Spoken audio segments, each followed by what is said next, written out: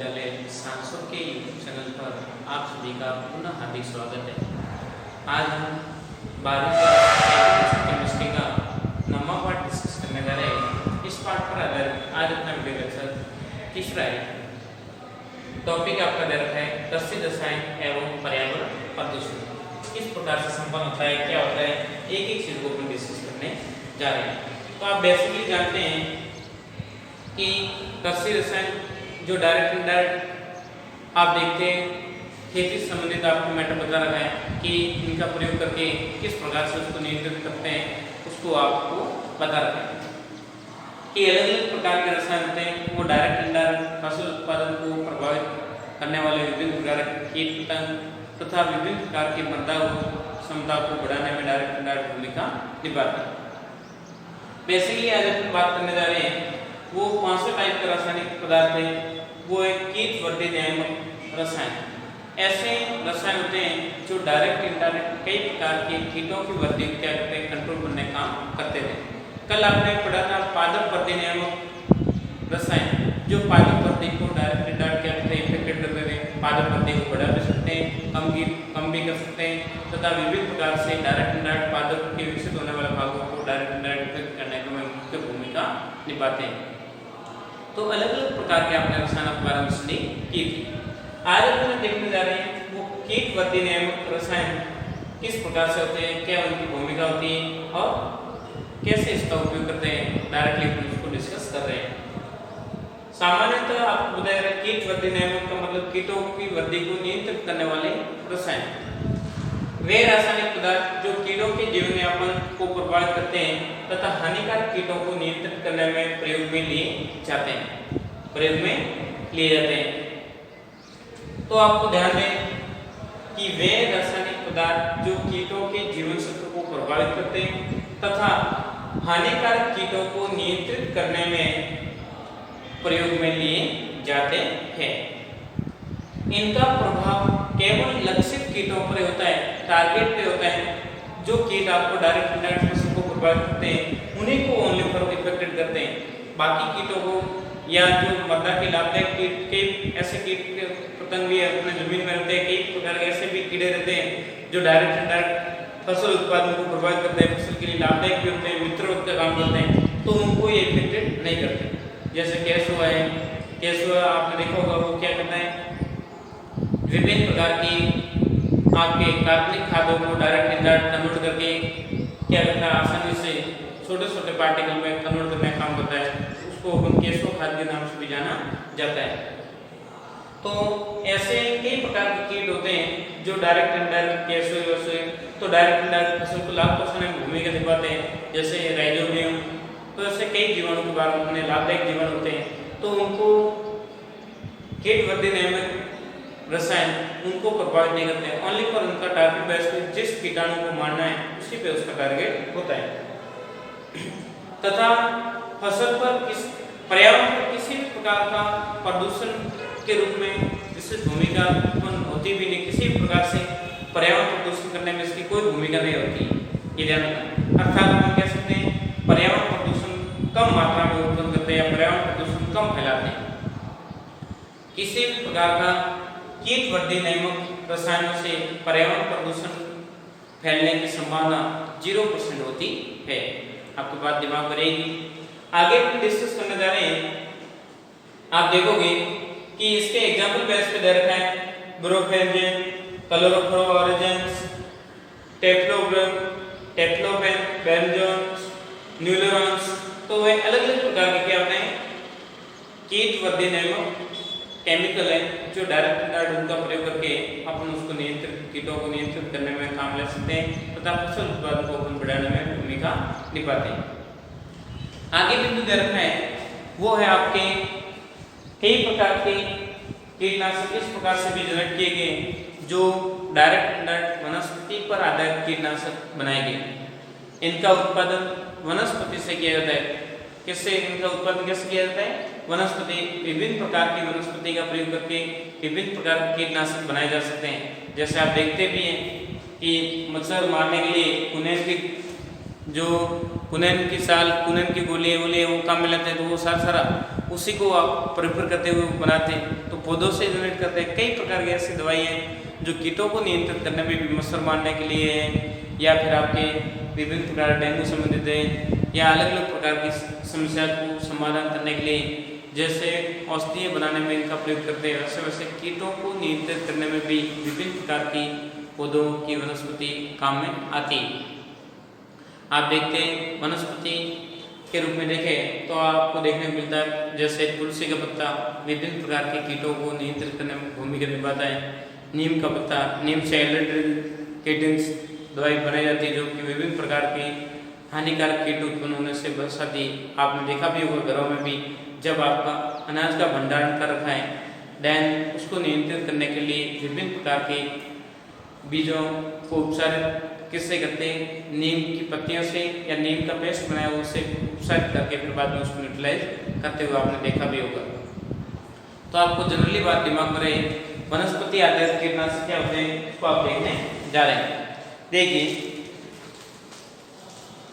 वनस्पति आधारित कीटनाशक में विभिन्न सांद्रता वाले नीम के उत्पाद उपलब्ध होते हैं। मैक्सिमम बात की जा रही है किसकी, नीम के पत्तों की या नीम का रस या नींबुलिक तेल डायरेक्ट इनडायरेक्ट वनस्पति कीटों को निर्मित करने में विशेष करके नीम का प्रयोग किया जाता है। नीम के पौधा, नीम के बारे में आप सब जानते हैं क्योंकि ग्रामीण बेस से बिलोंग करते हैं ना, तो आप सबको पता है कि नीम कैसा होता है, क्या होता है, इसके कब नींबुली आती है, पत्तियाँ कैसी होती है, तो सारी सारी प्रॉपर्टी आप बेसिकली उसके बारे में जानते हैं। आगे देखते हैं इनका प्रयोग मुख्यतः सफेद मक्खी, ग्रास हॉपर, सूट फ्लाई तथा लट कीड़ों के लिए नीम के पत्तों का प्रयोग किया जाता है। विभिन्न प्रकार के सफेद लट है, सफेद मक्खी है, ग्रास हॉपर है, अलग अलग प्रकार के जीवाणु हैं, उनको नियंत्रित करने में नीम के पत्तों का प्रयोग किया जाता है। नीम की नींबुली के 5% पानी में निकाले हुए सतत का छिड़काव करने से सन्ने की हरी लट तथा अन्य प्रकार की पुरानी पत्तियों को कुतरने वाले सफेद मक्खी आदि कीटों को नियंत्रित करने में विशेष कारगर साबित होती है। मतलब विभिन्न प्रकार के ऐसे कई कीट पतंग होते हैं जो डायरेक्ट इनडायरेक्ट पौधों को क्या करते हैं, हानि पहुंचाते, या तो पत्तियों को कटिंग करते रहते, कुतरते रहते, या फिर उनकी जड़ को इफेक्टेड करते, जड़ को सूख देते हैं। तो उनको नियंत्रित करने के नीम की पत्ती क्या बताई गई, सर्वोत्तम एक प्रकार के कीटनाशक का कार्य के रूप में काम करती है। आगे हम देखते हैं कि मुआ, करज, तेल, सरसों आदि वनस्पति का प्रयोग कोमल तनों के कीटों को रोकथाम में हेतु किया जाता है। विभिन्न प्रकार के ऐसे पौधे होते हैं जिसका नियंत्रित करने के लिए अलग अलग विभिन्न प्रकार के कीटनाशकों का काम में लेते हैं, उसके स्थान पे अपन इनका भी अप्लाई करके आप काम में ले सकते हैं। वनस्पति आधारित अन्य कीटनाशक में डायरेथोन से प्राप्त होने वाली सेट्रिजिन मिलाई, पायरेथोन, डेटोन, चैकडोल, तंबाकू पत्तियों की से निकोटीन, लहसुन आदि से प्राप्त होने वाले नाशक कीटों को प्रभावी रोकथाम के लिए उपयुक्त होता है। नीम से बना हुआ एल्ड्रिडिन वनस्पति कीटनाशक काफी प्रभावकारी तथा लाभकारी तथा फिलहाल प्रचलित में अधिक से अधिक काम में आता है। नीम की पत्तियों से द्वारा जनरेट होने वाला एक कीटनाशक जो मैंने आपको उदाहरण के सामने पेश किया। अब आपको एग्जाम में कभी बार पूछते हैं कि वनस्पति आधारित कीटनाशक पर टिप्पणी करो, जितना भी आपको वनस्पति के बारे में आपको मैटर जो कहाँ काम आती है, कौन से पत्ते कहाँ डालते हैं, कब डालते हैं, तो उनके बारे में आप बेसिकली नॉलेज लिख सकते हैं। जरूरी नहीं कि आप रट्टा मारो पूरा, तो बेसिकली आप सोच समझ के भी मैटर को अध्ययन करवा सकते हैं। बात दिमाग में रहेगी। जो आपके सामने आज अपने दो कीटनाशक को कवर किया, दो प्रकार रासायनिक, तो आपके कीटवर्धी नियमक, दूसरा वनस्पति आधारित कीटनाशक को स्टडी किया है। अगला अपना टॉपिक आ रहा है, अगला टॉपिक है पीड़कनाशियों का मृदा पर किस प्रकार से प्रभाव होता है, किस प्रकार से मृदा के साथ व्यवहार दर्शाती है, उसको अपन स्टडी करने जा रहे हैं। तो जो आपके सामने मेट्रो अध्ययन कर रखा है उसका आप एक बार स्क्रीनशॉट ले लीजिए, फिर बाद में आगे अपन बढ़ रहे हैं। वो है आपका टॉपिक है विभिन्न प्रकार की पीड़कनाशियों का मृदा में किस प्रकार से व्यवहार प्रदर्शित होता है।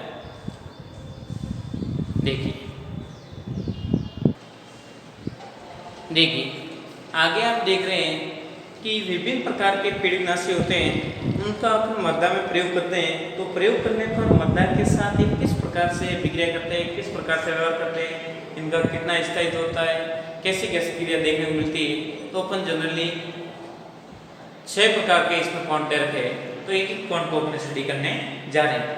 पहला दे रखा है वाष्पीकृत। जैसे कुछ ऐसे कीटनाशकों को अपन प्रयोग करते हैं, तो प्रयोग करने के उपरांत वायुमंडल में वाष्पीकृत हो जाते हैं। क्या हो जाते हैं? वायु, जैसे आपने छिड़काव किया है और छिड़काव करने के कुछ समय के बाद में ऑटोमेटिकली सनलाइट की उपस्थिति में क्या हो जाते हैं? गर्म होकर वाष्पीकृत हो जाते हैं तथा कुछ मात्रा में मृदा छिद्र में प्रवेश कर जाते हैं, जो वास्तविक मृदा अभिक्रिया को प्रदर्शित करने में सहायता करते हैं। तो जैसे ही आपने मान लो छिड़काव किया है, क्या कर रखा है? विभिन्न प्रकार के कोई भी आपने कीटनाशक या कोई भी आपने कीटनाशक का प्रयोग कर रखा है, तो प्रयोग करने के उपरांत उसमें क्या होगा? विभिन्न प्रकार के कीटनाशक या तो मृदा की उस मृदा में क्या पाए छिद्र पाए जाते हैं, वहाँ पे क्या होता है? शुष्क होने की संभावना होती है, या फिर कुछ क्या हो जाएगी, उसकी कुछ मात्रा क्या हो जाए डायरेक्ट वायुमंडल में क्या हो जाती है? वाष्पीकृत हो जाती है। वाष्पीकृत किसे कहते हैं? वाष्पीकरण याद है प्रोसेस। वाष्पीकरण की प्रक्रिया क्या होती है दिमाग में ना, कि जब द्रव्यावस्था गैस अवस्था में होना शुरू हो जाती है, उस क्रिया को हम बोलते हैं वाष्पीकरण। निश्चित जब किसी द्रव्य पदार्थ को निश्चित टेम्परेचर पर गर्म करते हैं, तो उबलकर वाष्प बनने की प्रक्रिया शुरू हो जाती है, भाप बनने की प्रक्रिया शुरू हो जाती है, उसको बोलते हैं वाष्पीकरण। अब वायुमंडल वाष्पीकरण ऑटोमेटिकली अपने आप स्वतः संपन्न होता है। जैसे आपने मतलब किसी भी प्रकार का कीटनाशक को आपने छिड़काव कर रखा है, तो थोड़ी टाइम बाद में अपने आप ऑटोमेटिकली सनलाइट की उपस्थिति में क्या है? वाष्पीकृत हो जाते हैं, वाष्प बन के उड़ जाते हैं। उस प्रक्रिया को कहते हैं वाष्पीकरण।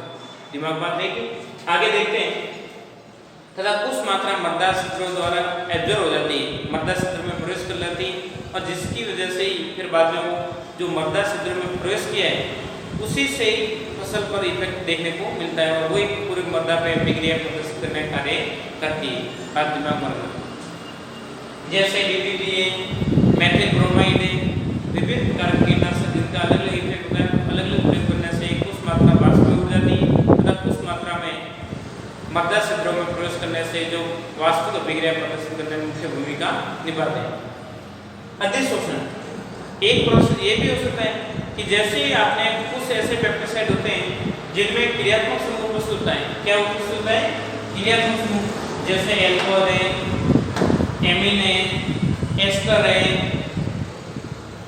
ईथर समूह है, और आप देखते हैं एमाइड समूह है। तो ये विभिन्न प्रकार के क्रियात्मक समूह उपस्थित होने के कारण मृदा द्वारा क्या हो जाता है? अधिशोषित हो जाता है। मृदा की ऊपरी सतह पर क्या हो जाते हैं? अधिशोषित हो जाते हैं। मृदा इसको एब्जॉर्ब कर लेती है, जिसकी वजह से कई प्रकार की प्रॉपर्टी सामान्य प्रदर्शित होती है। दिमाग बात रहेगी, आपको बता रखा है कि भिन्न भिन्न प्रकार के कीटनाशक होते हैं और उनका अलग अलग इफेक्ट देखने को मिलता है। देखिए जैसे आपको बता रखा है, मृदा में ह्यूमस तथा कले की उपस्थिति के कारण क्रियात्मक समूह अधिशोषित होते हैं। मृदा में क्या पाया जाता है? ह्यूमस पाया जाता है, तथा उसमें मृदा क्या होती है, और उसी की वजह से ये क्या होते हैं? धनायन अधिशोषित हो जाते हैं। इलेक्ट्रॉन आदान प्रदान की प्रक्रिया होती रहती है, वो क्या हो जाएंगे? विद्युत आकर्षण बल द्वारा एक दूसरे आपस में जुड़ते हैं, और मृदा की ऊपरी सतह पर क्या हो जाते हैं? अधिशोषित हो जाते हैं, अधिशोषित हो जाते हैं। और पेप्टिसाइड एक विशेष प्रकार के कीटों को नष्ट करने में भूमिका निभाने का कार्य करते हैं, क्योंकि मृदा की ऊपरी सतह पर अधिशोषित रहेगी, तभी जाके कीटों को विभिन्न प्रकार कीटों को नष्ट करने में कार्य करेंगे। बाकी अधिशोषित हुए ही नहीं, तो फिर बाद में कई कीटनाशक, फिर बाद में कीटों को नाश होना पॉसिबल ही नहीं, क्योंकि आपने डाला और डालते हुए वाष्प बन के उड़ गए, तो फिर बाद में उसका बेनिफिट तो कीटों को मारने में उसका उपयोग हो पाएगा भी पॉसिबल ही नहीं। तो मृदा के कुछ सतह पर कुछ मात्रा उनकी क्या हो जाती है? अधिशोषित हो जाती है। अगला पॉइंट दे रखा है निक्षालन। जैसे ही आपने डाल रखा है, लिंसिंग प्रोसेस क्या होता है कि निक्षालन का प्रोसेस, पानी के साथ में पेप्टिसाइड मृदा की निचली रेस तक पहुंच जाता है। धीरे धीरे जैसे आपने पानी के साथ में मान लो विभिन्न प्रकार पेप्टिसाइड को मिला के दे रखा है, तो धीरे धीरे पानी के साथ में घुलकर मृदा के निचली सतह पर क्या हो जाता है? रिसाव हो जाता है, पहुँच जाते हैं। जो डायरेक्ट जितना बेनिफिट होना चाहिए था उतना नहीं हो पाता है, फिर भी जड़ों पर उसका इफेक्ट देखने को मिलता है, और जड़ों में उनकी मात्रा चली जाती है, और जिससे उन पर हानिकारक प्रतिरोधक क्षमता उत्पन्न हो जाती है, और हानिकारक कीटों का उस पर कोई इफेक्ट नहीं पड़ता है। देखिए पानी के साथ पेप्टिसाइड मद्दा में नीचे की ओर रिसाव करके प्रवेश करते हैं। ये रिसाव की प्रक्रिया मद्दा में पेप्टिसाइड कम रिश्ते हैं, मद्दा में पेप्टिसाइड कम रिसाव होता है, ध्यान रखना। हल्की प्रकार की मद्दा में रिसाव अधिक होता है।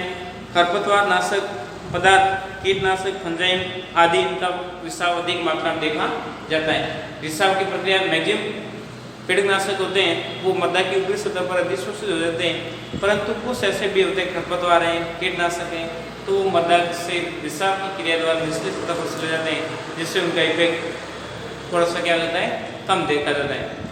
रासायनिक अभिक्रिया, अगला पॉइंट दे रखा है कि जैसे आपने डाल रखे हैं विभिन्न प्रकार के कीटनाशक, तो मद्दा के साथ में किस प्रकार से अभिक्रिया प्रदर्शित करते हैं उस पर अपन डिस्कस कर रहे हैं।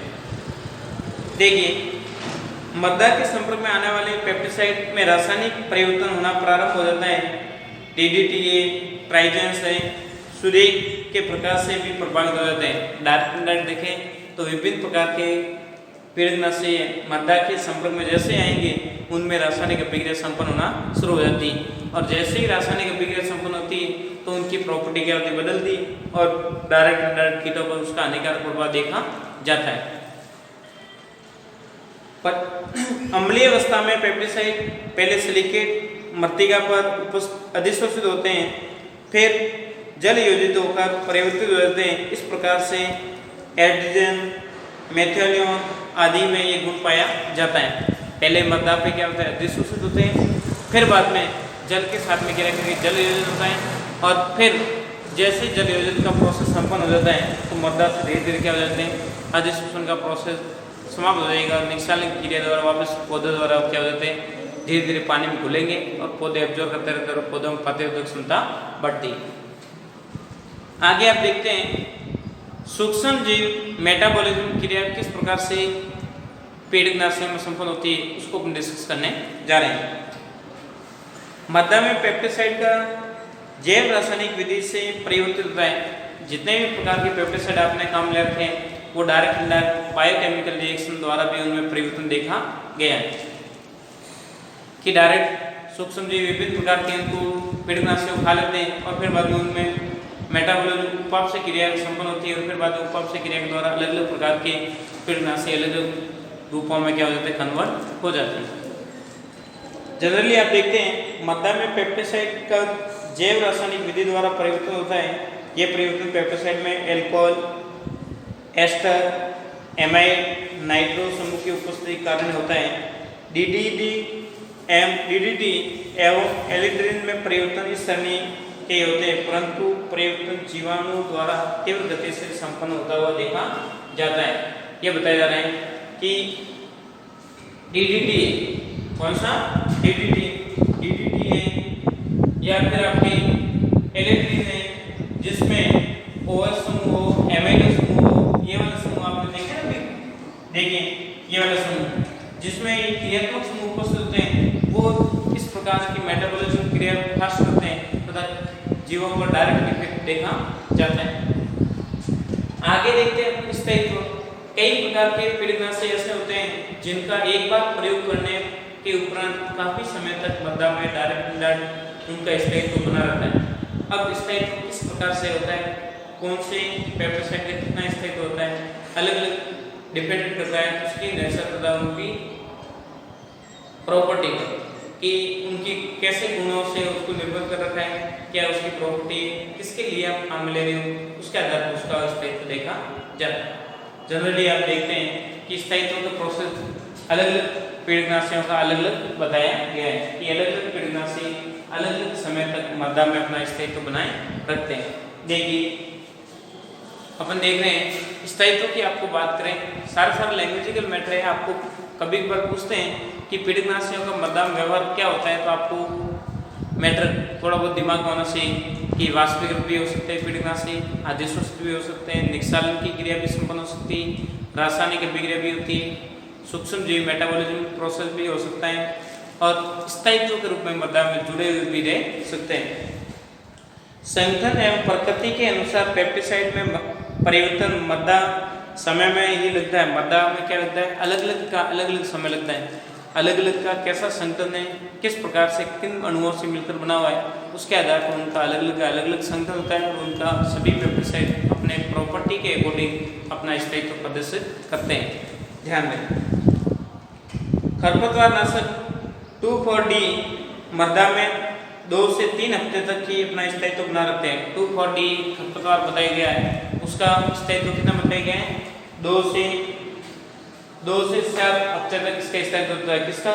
2,4-D का।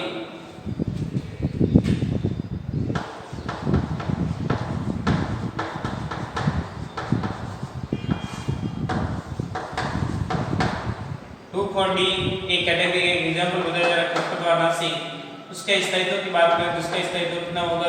2 से 4 सप्ताह तक, मतलब 1 महीने तक इसका स्थायित्व होता है। 2 से 4 सप्ताह तक इसका स्थायित्व देखने को मिलता है। DDT है, एलिड्रिन है, अलग अलग प्रकार की कीटनाशकों का अलग अलग स्थायित्व देखने को मिलता है। तो इस प्रकार से अपन ने देखा कि फसल के मृदा के साथ विभिन्न प्रकार की कीटनाशक किस प्रकार से अपना व्यवहार प्रदर्शित करते हैं, इस पर आधारित अपने टॉपिक को डिस्कस किया है।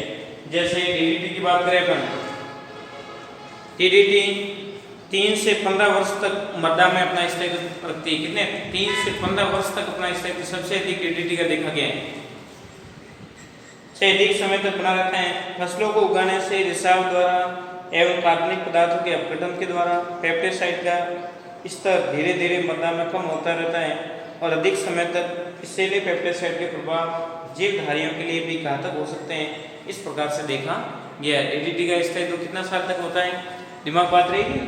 DDT कितना स्थायित्व दर्शाती है, वो 3 से 4 बता रखा है, 3 से 15 साल तक DDT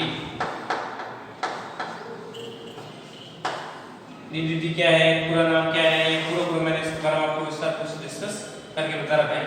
तो आप देखते हैं DDT के स्थायित्व की बात करें तो 3 से 15 वर्ष तक मृदा में स्थायित्व इसका बना रहता है।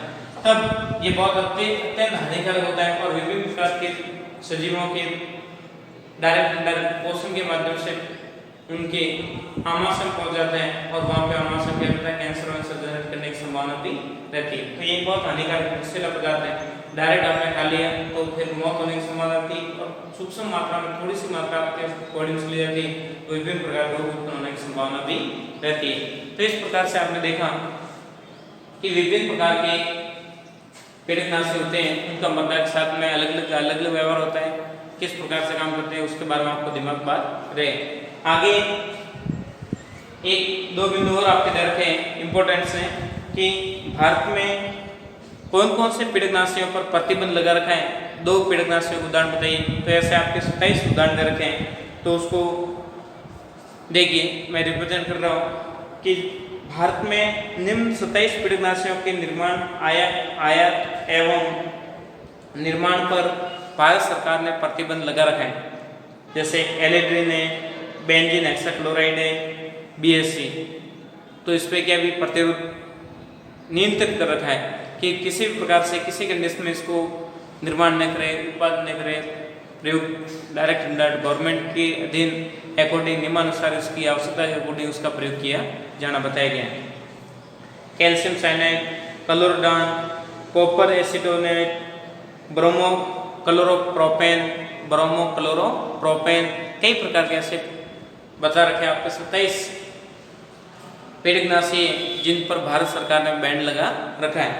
तो आप दिमाग में रखना, इड्रिन है, ethyl mercury chloride, ethyl parathion, heptachlor, मेनोजोन, नाइट्रोफेन, पैराक्यूटाई methyl sulphate, pentachloro acetate, sodium methane arsenate, tetradifon, टॉक्सोसिन्स, एलिड्रोक्रोप, chlorobenzilate, dieldrin, maleic hydrazide, ethylene bromide, TCA, मेटाऑक्सोक्यूरेन, क्लोरोफेनेचस। तो ये विभिन्न प्रकार के 27 ऐसे दे रखे हैं, तो उनको सभी को एक अपन रिप्रेजेंट आपको दिमाग में रखे। तो एक बार आपको एग्जाम में 1-2 पूछते हैं कि 1 नंबर का प्रश्न के अंतर्गत भारत सरकार ने कौन कौन से कीटनाशकों पर प्रतिबंध लगा रखा है, तो वहाँ पे आपको दिमाग में दो तीन आप कोई पीड़कनाशी आप वहाँ पे रिप्रेजेंट कर सकते हैं। ऐसे भी कुछ पीड़कनाशी है जिस पर नियंत्रित कर रखा है और उन पर प्रतिबंध था और इस पे क्या रखा है नियंत्रित, तो उनको नियंत्रित मात्रा रिक्वायरमेंट के अकॉर्डिंग देंगे और उनका डायरेक्ट सप्लाई वप्लाई साथ वो गवर्नमेंट ने बंद ही कर दिया सारा सिस्टम में, और इन पर नियंत्रित कर रखा है। नियंत्रित करने वाले दे रखे वो आपके 12-13 दे रखे हैं, element phosphate, DDT, lindane, methyl bromide, methyl parathion, sodium cyanide, methoxy ethyl, mercury chloride, monocrotophos, endosulfan और फाइनेटोथ्रोन और डाइजिनोन और फेनोथ्रोइन और डाइएजामेट। तो ये 9-10 ऐसे दे रखे हैं जिनका प्रयोग करने पर गवर्नमेंट ने नियंत्रित कर रखा है कि मतलब आवश्यकता हो तो ही पूरे मैटर को चेक करके फिर बाद में उसको अपन प्रयोग करने के लिए प्रायोरिटी देते हैं, बाकी डायरेक्ट इसका प्रयोग आपको नहीं कर सकते हैं। तो इस प्रकार से आपने देखा पीड़कनाशी के बारे में आपने पढ़ा कि कृषि रसायन के अंतर्गत कौन कौन सा पार्ट था, तो इतना आपके 3 वीडियो लेक्चर का मैटर आपने अध्ययन किया है वो कृषि रसायन पर आधारित था। अब अगला वीडियो लेक्चर आपके जो रिलीज होंगे वो सारे पर्यावरण प्रदूषण पर आधारित काफ़ी मैटर दे रखा है, और लास्ट में आपके एक वीडियो आएगा जिसमें आप देखोगे अलग अलग प्रकार के रसायन, उनका कितने प्रतीक्षा अवधि, किस प्रकार से काम मिले, उनके बारे में थोड़ा बहुत मैटर आएगा। बाकी सारा पार्ट मेजर पार्ट आपके दिया था पर्यावरण प्रदूषण पर आधारित। तो पर्यावरण प्रदूषण लैंग्वेजिकल बेस्ट मैटर है, तो उसको ओपन लैंग्वेज के रूप में भी स्टडी भी करते रहेंगे और मुख्य कोई पॉइंट होंगे उसको आपके सामने मैं रिप्रेजेंट करके उसको अपडेट करवाता रहूँगा, और साथ में इस पार्ट में आपको PDF सेंड कर लूँगा ताकि आप साथ में पढ़ते भी रहें। थैंक यू, धन्यवाद सो मच। इम्पोर्टेंट बात ये थी गायत्री विद्या मंदिर यूट्यूब चैनल को आप सब्सक्राइब करें, लाइक करें, शेयर करें ताकि अपलोड होने वाले नए वीडियो तो नया नोटिफिकेशन आपको डायरेक्ट मिलता रहेगा ताकि आपकी पढ़ाई कंटिन्यू बने। Thank you.